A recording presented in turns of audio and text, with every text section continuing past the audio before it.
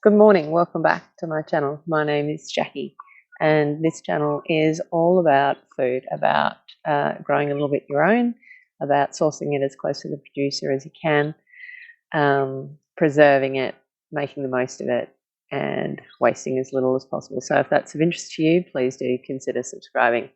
So this morning, my offsider and I are going to be filling this bed. So my husband Chris built me another bed, which is fabulous. I never seem to have enough space. It's a common ailment of most gardeners. So he's built me another bed out of, again, the recycled material that we had laying around. We're actually at the point now where we need to source some more corrugated iron because we've used up all of the material that we had. But all of the timber is actually from the back fence. As some of you who have been around for a while may know, the back fence blew over about 12 months ago, and when Chris replaced that, we kept all of the timber, and we've been gradually using that up for different projects around the garden. So I'm just going to quickly show you the garden bed, sort of give you an idea of how it was put together, and then how we've set it up into the space.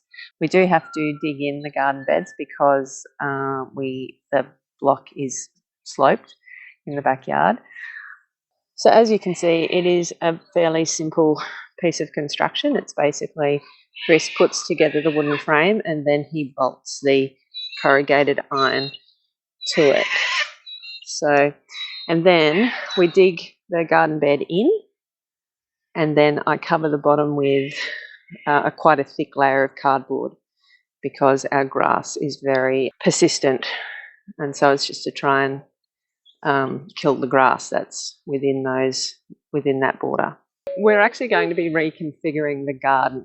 So these two beds that you can see over the back here are actually going to be moved up here. Just the alignment is just a bit out, just to try and fit a few more beds in. So I'm going to take the soil from that bed, put it into this bed, then we'll move that bed, etc. So that's what my offsider and I are up to today. Let's get into it.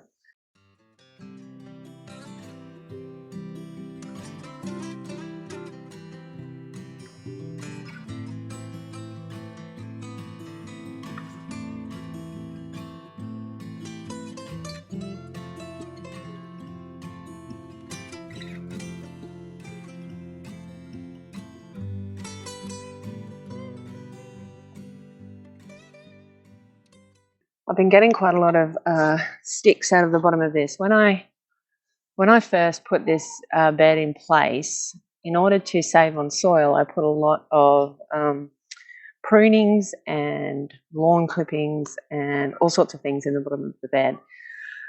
I've since found out that that may not be very good, and I did have some trouble, especially in the first growing season after I put these beds in place. But it could well have been continuing right through because, yeah, there's quite a lot of this that isn't broken down. I probably had an unrealistic expectation of how quickly it would take for it all to break down. And some of it,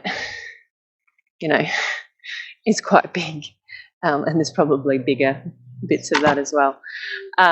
So I'm not doing that with this new bed. I'm just going to put soil in it, and we're going to see how that goes. I was actually starting to think that there was an issue with the soil that I was buying, obviously, because there's quite a lot of soil, so I'm having to buy that soil in. I was starting to think perhaps there's an issue with my soil, but I think it might actually be more related to that.